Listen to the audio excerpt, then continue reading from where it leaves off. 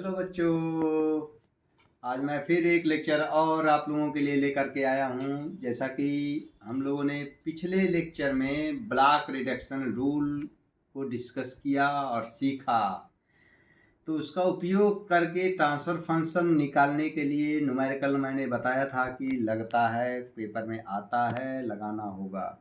जिन लोगों ने हमारे रूल्स रिडक्शन टेक्निक्स को पढ़ा होगा, पिछला लेक्चर्स को देखा होगा, समझा होगा, तो आई होप उन लोगों ने कुछ ना कुछ ज़रूर सीखा होगा। और जिन लोगों ने नहीं देखा है तो पिछला लेक्चर ब्लॉक रिडक्शन रूल वाला जो लेक्चर है वो ज़रूर देखें, क्योंकि जब तक वो कंसेप्ट नहीं बनेगा तब तक आपको न्यूमेरिकल लगाने में परेशानी होगी। तो उसी कड़ी में आपके कंसेप्ट को क्लियर करने के लिए हमने बोला था कि कुछ न्यूमेरिकल, एक दो न्यूमेरिकल भी उस पर लगाए जाएंगे, जिस पे ब्लॉक रिडक्शन टेक्निक्स से कैसे क्वेश्चन लगता है उस पर हमने एक दो आज इस लेक्चर में क्वेश्चंस लगा करके देखेंगे और समझेंगे। फिर कहीं कन्फ्यूजन होता है तो आप लोग कमेंट करें, मुझे बताएं, उस चीज़ को मैं फिर दोबारा कवर करूँगा ताकि आपको अच्छे से अच्छे कंसेप्ट मिल सकें और अच्छे नंबर्स भी सेमेस्टर में प्राप्त कर सकें आप लोग। इवन कि सेमेस्टर के अलावा भी ये सब क्वेश्चंस आपको आगे भी भविष्य में ज़रूरत पड़ते हैं तो आप सॉल्व कर सकते हैं। तो चलते हैं, देखते हैं कि एक दो न्यूमेरिकल लगा करके कि कैसे न्यूमेरिकल लगता है।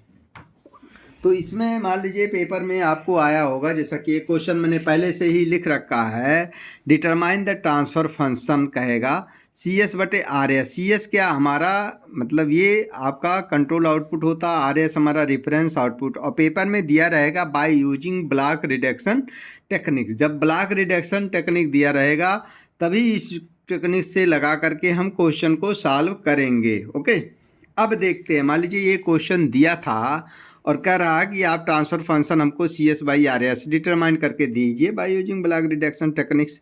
तो सबसे पहले हमें देखना पड़ेगा कि हमने कहा था क्या देखना है। क्वेश्चन में अगर सीरीज में मिलेगा तो मल्टीप्लाई होगा, पैरेलल मिलेगा तो हम क्या करेंगे, आपस में ऐड कर लेंगे, माइनर फीडबैक लूप लगेगा तो उसको सॉल्व कर लेंगे। अगर ज़रूरत पड़े कि शिफ्टिंग करने के लिए तो हम लोग शिफ्ट भी कर सकते हैं, ब्लॉक समिंग पॉइंट को भी और टेक ऑफ पॉइंट को भी। इस तरीके से चेक करते हुए लास्ट मोमेंट पे हमको पहुंचना सी एस बटे आर एस इक्वल टू कितनी वैल्यू होगी। तो सबसे पहले मान लीजिए क्वेश्चन दिया, एक समिंग पॉइंट G1 G4 फिर G2 फिर समिंग पॉइंट CS और एक आपका G3 दिया है। इसका ट्रांसफ़र फंक्शन निकालना है। बहुत इजी इस तरीके से आप पहले विचार किया करिए सीरीज और पैरेलल पे। अगर सीरीज पैरेलल मिलता है तो उससे सबसे अच्छा है कि उसको हम इजीली सॉल्व कर सकते हैं।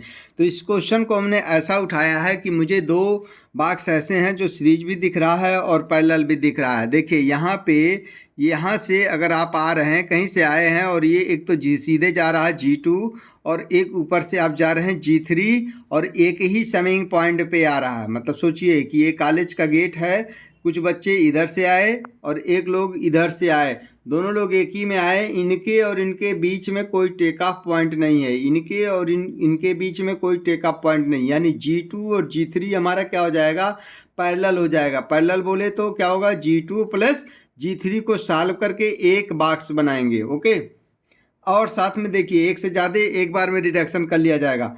एक तो G1 और G4 है, G1 G4 के बीच में कोई टेक ऑफ पॉइंट या समिंग पॉइंट नहीं है, तो इसीलिए इनको हम क्या कह सकते हैं, दिस इज द सीरीज। मतलब ये दोनों आपस में क्या हैं, सीरीज में हैं, और ये दोनों आपस में क्या है भैया, पैरेलल में है। पैरेलल की कंडीशन ऐड होती है, सीरीज की कंडीशन मल्टीप्लाई होती है। तो इनको रिमूव कर सकते हैं। रिमूव करने के बाद हम अलग बनाएंगे एक और समिंग पॉइंट। ये था दूसरा वाला समिंग पॉइंट। यहाँ पे G1 और G4 आपस में क्या हो जाएंगे, मल्टीप्लाई हो जाएंगे। तो G1 और G4 को एक बॉक्स में लाएंगे। ये दोनों आपस में मल्टीप्लाई नहीं होंगे बल्कि ये दोनों क्या हो जाएंगे, आपस में ऐड होंगे, क्योंकि पैरेलल हैं तो एक बॉक्स बनाएंगे। इसको आप G2 प्लस G3 लिखेंगे।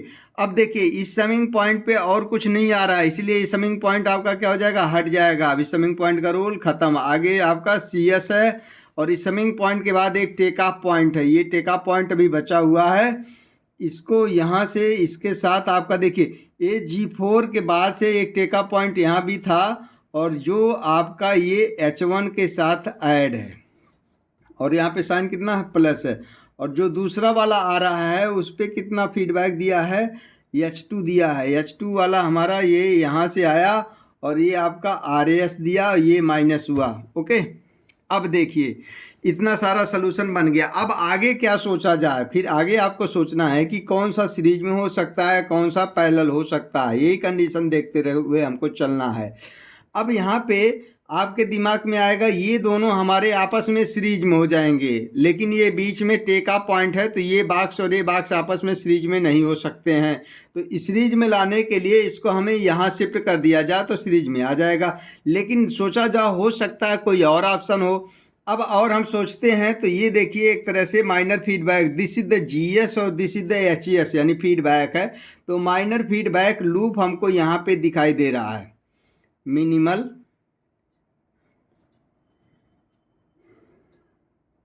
फीडबैक लूप,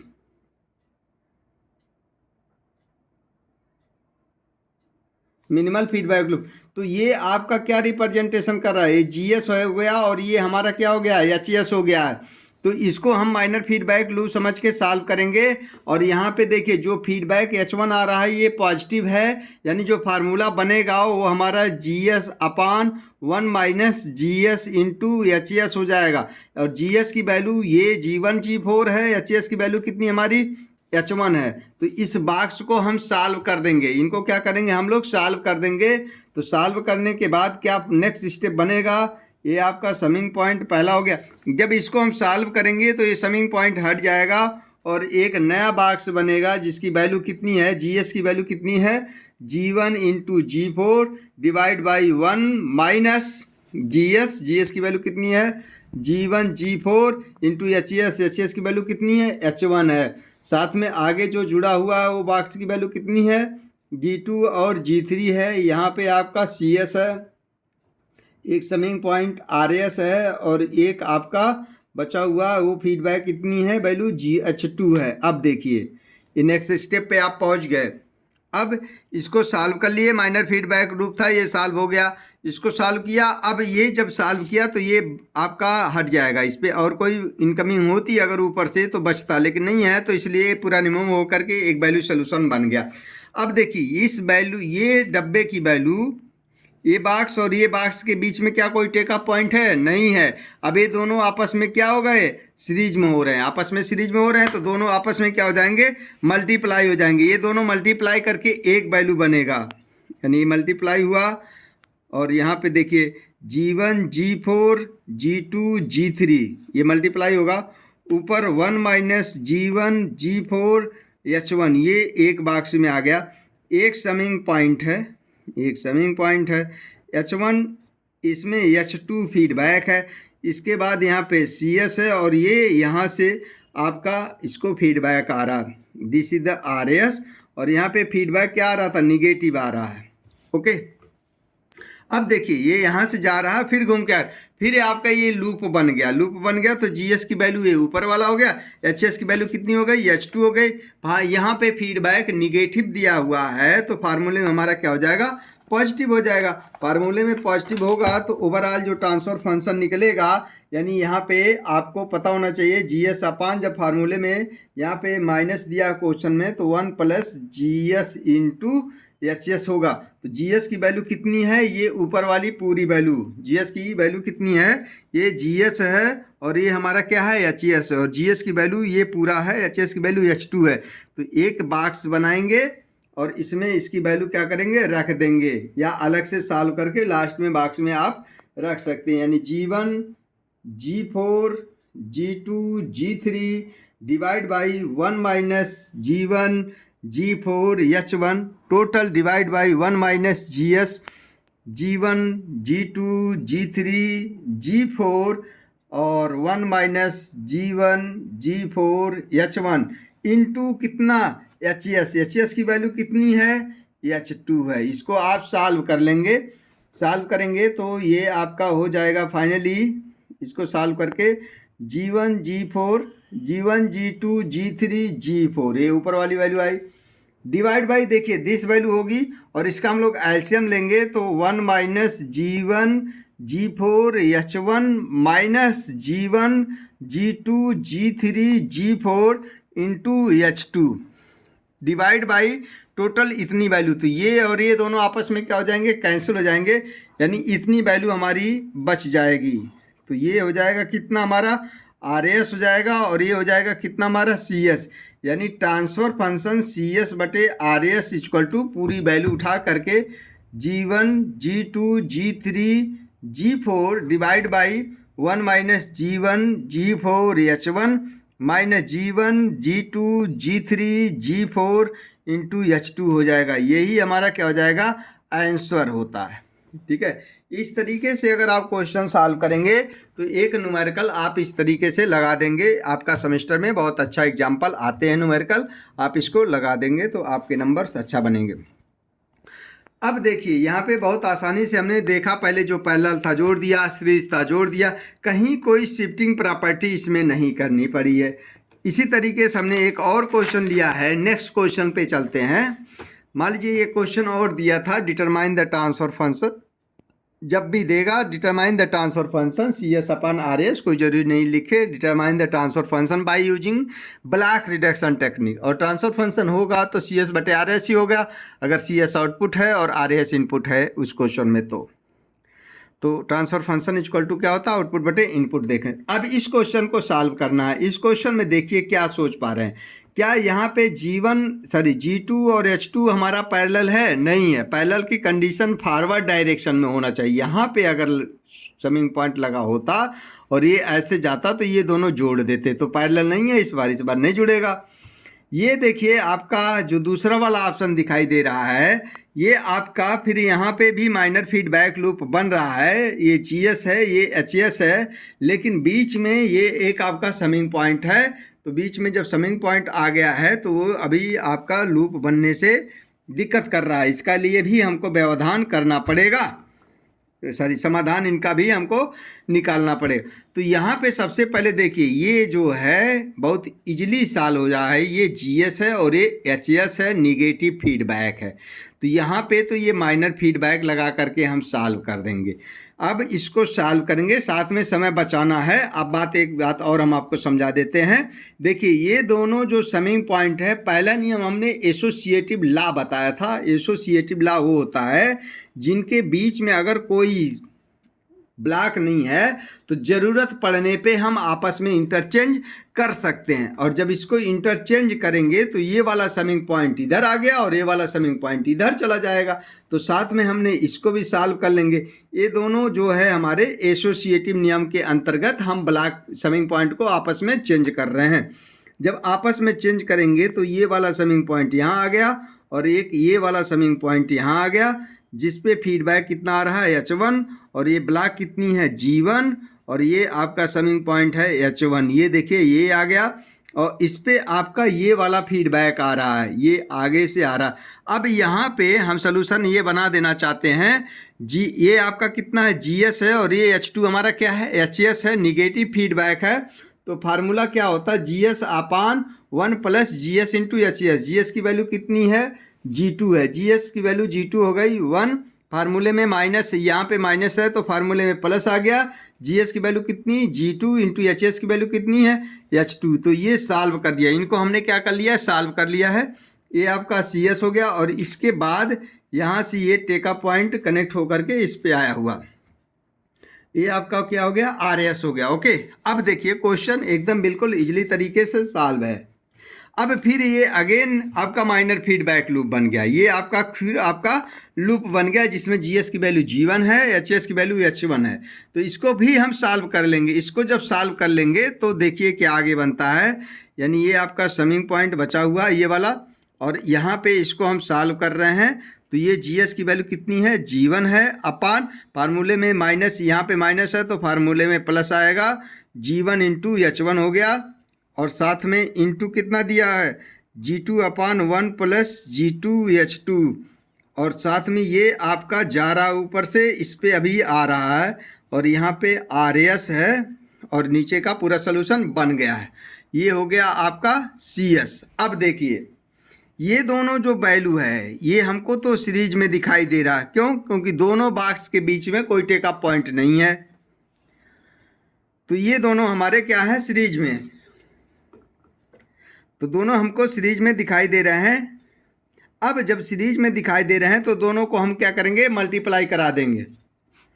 दोनों को मल्टीप्लाई कराएंगे तो एक बॉक्स हमारा बनेगा और उस बॉक्स की वैल्यू कितनी होगी, ऊपर G1 G2 अपान 1 plus G1H1 into 1 plus G2H2 और ये गया आपका CS और ये आपका समिंग पॉइंट था, ये आपका इसके साथ कनेक्ट है, ये हमारा कितना है RS है और ये इस पे आ रहा है और यहाँ से ऐसे आ रहा है। ये टेक ऑफ पॉइंट है, इस टेक ऑफ पॉइंट से घूम करके इस समिंग पॉइंट पे आ रहा। बात समझिए, यहाँ पे थोड़ी सी एक पॉइंट नया आया है जो मैं आपको पढ़ाते वक्त स्टार्टिंग में बताना था। फीडबैक हमने बोला था दो प्रकार के होते हैं, निगेटिव और पॉजिटिव फीडबैक होते हैं। अगर यहाँ पे प्लस साइन है तो पॉजिटिव, निगेटिव साइन है तो निगेटिव। लेकिन फीडबैक यूनिटी भी होती है। यूनिटी बोले तो जिसमें कोई बॉक्स नहीं लगा है, यानी ये वाला जो आ रहा है इसमें कोई बॉक्स नहीं लगा हुआ है, लेकिन ये वायर आ करके यहाँ पे कनेक्ट है और आप सोचिए ऐसे जा रहा है, ऐसे आ रहा है, ये नीचे से भी जा सकता है, ये ऊपर से भी जा सकता है। तो लेकिन इसमें जो यूनिटी फीडबैक होती है जिसमें कोई बॉक्स की वैल्यू नहीं कनेक्ट है उसको हम यूनिटी फीडबैक बोलते हैं। तो यहाँ भी ट्रांसफ़र फंक्शन हमारा आसानी से CS/RS निकल जाएगा। ये पूरी वैल्यू हमारी क्या है, GS है और HS की वैल्यू कितनी है इसमें 1 हो जाएगी। तो GS अपान 1 और यहाँ पे प्लस दिया फार्मूले में तो माइनस आएगा, तो GS अपान 1 माइनस GS इंटू HS और HS की वैल्यू कितना यूज करेंगे, 1 यूज करेंगे, यानी G1 G2 divide by 1 plus G1H1 into 1 plus G2H2 divide by 1 minus, यहाँ पे प्लस है तो फार्मूले में माइनस होगा, यानी 1 माइनस GS की वैल्यू यही रहेगी G1 G2 अपान 1 plus G1H1 into 1 plus G2H2 into HS की वैल्यू कितना यूज करेंगे 1। इसको आप थोड़ा सा सिंप्लीफाई कर लेंगे एलसीएम वगैरह ले करके, CS upon RS equal to कितना हो जाएगा, यहाँ पे एलसीएम लेंगे तो ऊपर आया G1 G2 और डिवाइड बाई कितना है यहाँ पे 1 plus G1H1 into 1 plus G2H2 divide by यहाँ पे एलसीएम लेंगे, यहाँ पे एलसीएम तो 1 इंटू इतना, यानी similar value 1 plus G1H1 into 1 plus G2H2 minus G1 G2 divide by 1 plus G1H1 and 1 plus G2H2। ये वैल्यू आपको सिमिलर दिख रहे हैं, कैंसिल हो गए, तो finally CS upon RS transfer function G1 G2 divide by 1 plus G1H1 into 1 plus G2H2 minus G1 G2, ये आपका ट्रांसफर फंक्शन निकल गया। अगर ब्लॉक रिप्रेजेंटेशन करना होगा तो इसी वैल्यू को हम इसमें रखेंगे और यहाँ पे CS लिखते हैं, सॉरी इधर RS लिखेंगे और यहाँ पे CS लिखेंगे। This is the answer. Okay, तो इस तरीके से आप न्यूमेरिकल सॉल्व कर सकते हैं, हमेशा सोच विचार करते हुए कि कौन सा लूप बन रहा है, कौन सा माइनर बन रहा है, कौन सा मेजर बन रहा है, कौन सीरीज में हो रहा है, कौन पैरेलल में हो रहा है। इस तरीके से सॉल्यूशन बनेंगे। एक और क्वेश्चन हमने बना रखा है, अब इस क्वेश्चन को देखते हैं कि ट्रांसफर फंक्शन कैसे डिटरमाइन कर सकते हैं bye using block reduction techniques. थोड़ा सा यहाँ पे दिमाग लगाने हैं, इससे अच्छे अच्छे कॉम्प्लिकेटेड क्वेश्चंस आते हैं। लेकिन अब क्लास में मैं बहुत सारा क्वेश्चन कराता हूँ, लेकिन यहाँ पे वीडियो में थोड़ा पॉसिबिलिटी कम होती है, बहुत फास्ट वर्क करना पड़ता है। तो यहाँ पे देखिए कैसे किया जाए, ये कुछ समझ में आ नहीं रहा है मुझे तो, लेकिन फिर भी विचार करते हैं कि कैसे क्या किया जाए। अब देखिए सबसे बड़ी समस्या तो मुझे ये दिखाई दे रही है कि ये जो जा रहा है यहाँ से, अगर मैं देखूं ये और ये दोनों आपस में सीरीज में नहीं हो सकते हैं, क्योंकि ये समिंग पॉइंट दो लोग बैठे हुए हैं, ये कभी नहीं होने देंगे। ठीक है, ये आपका माइनर फीडबैक लूप नहीं बनने देंगे कि ये इसको हम GS ले लें, इसको HS, क्योंकि एक समिंग पॉइंट और एक टेक ऑफ पॉइंट भी इसमें है, ये भी दिक्कत कर रहा है।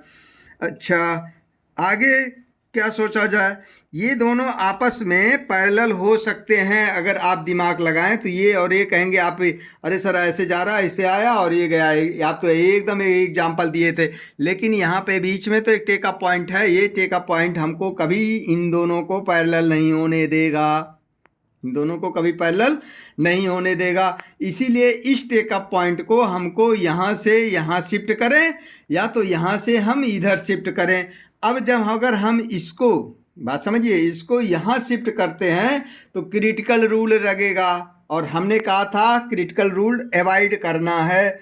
लेकिन इस वाले को हम लोग यहाँ पे शिफ्ट कर सकते हैं, किसी टेका पॉइंट को किसी ब्लॉक के आगे शिफ्ट करते हैं तो इजीली ट्रांसफ़र हो जाता है, कोई उसमें समस्या नहीं आती है।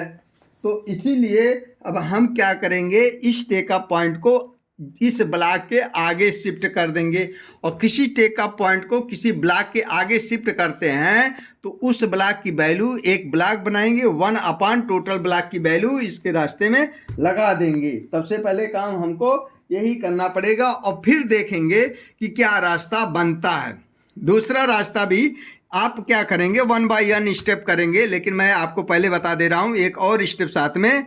और साथ में आप क्या करिए, देखिए अगर ये यहाँ से यहाँ चला जाएगा तो ये आपका ब्लॉक जो है माइनर फीडबैक लूप बन सकता अगर ये वाला समिंग पॉइंट न होता बीच में। लेकिन ये वाले और ये वाले समिंग पॉइंट के बीच में कोई वैल्यू नहीं है, कोई ब्लॉक नहीं है, तो इसीलिए एसोसिएटिव नियम हम लगा करके अगले स्टेप में चेंज करते। लेकिन हम वीडियो हमको बनाना है तो हम इसी वक्त आपको बता दे रहे हैं कि इनको हम आपस में चेंज कर दें और साथ में इनको हम यहाँ पे शिफ्ट कर दें। दो काम हम एक साथ कर रहे हैं।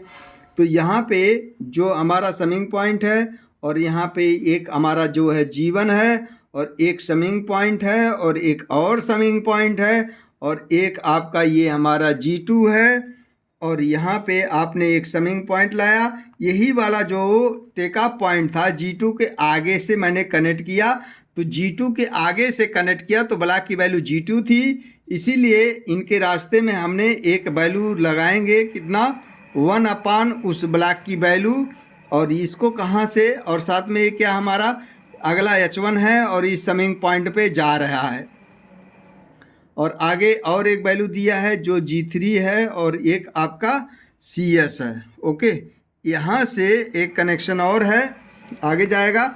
लेकिन इस वाले से आप समिंग पॉइंट से हम आएंगे और किस पे आ जाएंगे, ये मैं यहाँ पे आ रहा हूँ, ये आपका H2 है ये वाला, और तीसरा वाला जो H3 था ये इधर मैंने कर लिया, आपस में इंटरचेंज साथ में कर दिया है। ओके, और साथ में एक इस पे आ रहा है, ये यूनिटी फीडबैक है जिस पे कोई ब्लॉक नहीं दिया, ये लेकिन माइनस है, ये भी माइनस है, ये भी माइनस है। ये आपका कितना है, RS और एक CS। बात समझिए, हमने क्या किया है, इस वाले समिंग पॉइंट को यहाँ शिफ्ट कर दिया, एक स्टेप तो ये उठाया। जिस ब्लॉक के आगे किसी टेका पॉइंट को शिफ्ट करते हैं तो उस ब्लॉक की वैल्यू 1 अपान टोटल ब्लॉक की वैल्यू यानी 1 अपान G2 हमने लगा दिया। अब ये जहाँ जा रहा था बाकी वैल्यू उसको सिमिलर रखेंगे और ले जा करके उसको वहीं पे कनेक्ट कर देंगे। ये जो दूसरा वाला पॉइंट आ रहा था ये आपका दूसरे वाले समिंग पॉइंट पे आ रहा था, लेकिन इन दोनों को हमने क्या किया, आपस में इंटरचेंज कर दिया, इसको इधर कर दिया, इसको इधर, अकॉर्डिंग टू एसोसिएटिव लॉ। तो इसलिए हमने इसको यहाँ कनेक्ट कर दिया और बाकी जो जैसे था वो उसी तरीके से हमने इनको कनेक्ट कर दिया। अब देखिए ये 1 अपान G2 और H1 जो है ये दोनों आपस में सीरीज में है, क्लियर, यानी H1 बटे G2 हो जाएगा, और प्लस इसमें कोई वैल्यू नहीं है तो यहाँ पे हम क्या कंसीडर करेंगे, 1 कंसीडर करेंगे। तो 1 के साथ और ये वाला जो वैल्यू आ रहा है ये सीरीज में है तो ये एक बॉक्स और बनेगा, यहाँ पे H1 अपान G2 हो जाएगा, H1 अपान G2 अपान +1 हो जाएगा। क्यों, क्योंकि अब ये दोनों पैरेलल हो गए, ये सोल्यूशन तो यहाँ बना लेंगे। प्लस ये वाला आपका माइनर फीडबैक लूप बन गया जिसमें GS की वैल्यू कितनी है, G2 है, HS की वैल्यू कितनी है, H2 है, तो ये बन जाएगा। तो इस वैल्यू को हम सॉल्व करेंगे और यहाँ सॉल्व कर लेंगे। अब ये सॉल्व हो जाएगा और प्लस ये सॉल्व हो जाएगा, तो दोनों देखिएगा आपस में सीरीज में आ जाएंगे, तो उनको हम सॉल्व करेंगे, फिर देखते हैं आगे की क्या रास्ता बनता है। तो अगला स्टेप हमारा ये हुआ, सॉल्व करने के बाद ये समिंग पॉइंट ये वाला तो सिमिलर रहेगा, यहाँ पे आपका हो गया G1, एक समिंग पॉइंट ये वाला बचेगा, लेकिन इसको हम सॉल्व कर देंगे और सॉल्व करने के बाद G2/1 माइनस, देखिए यहाँ पे माइनस दिया था तो फार्मूले में प्लस आएगा, यानी G2 और H2 आएगा। ये पूरा हमने सॉल्व कर दिया। इसको हमने क्या कर दिया, माइनर फीडबैक लूप था, ये सॉल्व कर दिया। इसको भी सॉल्व करेंगे साथ में। देखिए ये जब मल्टीप्लाई कराएंगे तो H1/G2 होगा और 1 के पैरेलल में आएगा। तो यानी आपका देखिए H1/G2 है तो आपका ये बनेगा कितना सॉल्व होके बन रहा है, देखिए H1 और बटे G2 और +1, यानी ये आपका H1 + G2/G2, यानी H1 + G2/G1, नहीं G2/G2। ओके, ये जो है H1/G2 बना, 1 के पैरेलल में सॉल्व करेंगे तो 1 + H1G2, ये हमने एलसीएम ले लिया तो H1 + G2/टोटल G2 ये वैल्यू बनेगा। तो ये आपका समिंग पॉइंट हट गया। लेकिन एक बॉक्स और है जिसकी वैल्यू कितनी है, G3 है। उसके बाद आगे आपका CS जा रहा है, ये यहाँ से कनेक्ट है। अब ये वाला जो कनेक्ट है, ये H2 को तो हमने सॉल्व कर लिया। ये वाला जो बच गया है ये हमारा कितना है, H3 है। H3 को हमने यहाँ से ले आया और इसी के साथ एक हमारा ये कितना है, -H1 है। ये हमारा कितना है, RS है। ओके, ये भी माइनस है, ये वाला सॉल्व। अब देखिए ये वाला बॉक्स और ये वाला बॉक्स तीनों हमारे किस में जग रहे हैं, सीरीज में दिख रहे हैं। तो तीनों आपस में मल्टीप्लाई हो जाएंगे तो ये एक वैल्यू बनेगी जिसको हम GS कंसीडर करेंगे। और ये HS के स्थान पे H3 आएगा तो GS/HS इसको सॉल्व कर लेंगे। फिर ये एक नया GS बनेगा जो G1 के मल्टीप्लाई में सीरीज में आएगा, उसको मल्टीप्लाई करा लेंगे और यूनिटी फीडबैक के साथ हम सॉल्व करेंगे।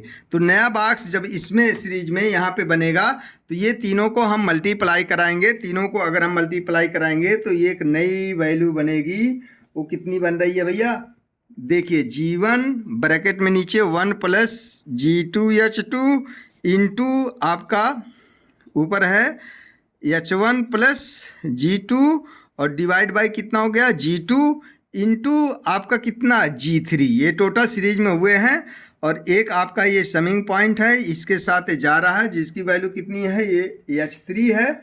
और ये इसके साथ गया, ये इसके साथ आया और यहाँ पे वैल्यू कितनी है आपका, G1 है। और ये समिंग पॉइंट है और एक समिंग पॉइंट और है जिसकी वैल्यू यहाँ पे कितना है, RS है। और ये इस पे आ रहा है जिसपे यूनिटी फीडबैक है और ये आपका CS। ओके, अब देखिए ये निगेटिव है, ये सब माइनस है, ठीक है। अब ये GS हो गया और ये हमारा क्या हो गया, HS हो गया। फिर इसको आप सॉल्व कर लेंगे। ये आपका कितना बन गया है, लूप बना है। लूप बना है यानी सॉल्व हो करके एक नया लूप की वैल्यू बनेगी, यानी GS की वैल्यू ऊपर वाली, HS की वैल्यू H3 है। तो यहाँ पे G1 G3 + G2 + H1 divide by आपका कितना, G2 and 1 + G2H2 divide by 1 plus, minus था यहाँ पे तो फार्मूले में प्लस, यानी similar value G1 G3 G2 + H1 divide by आपका कितना,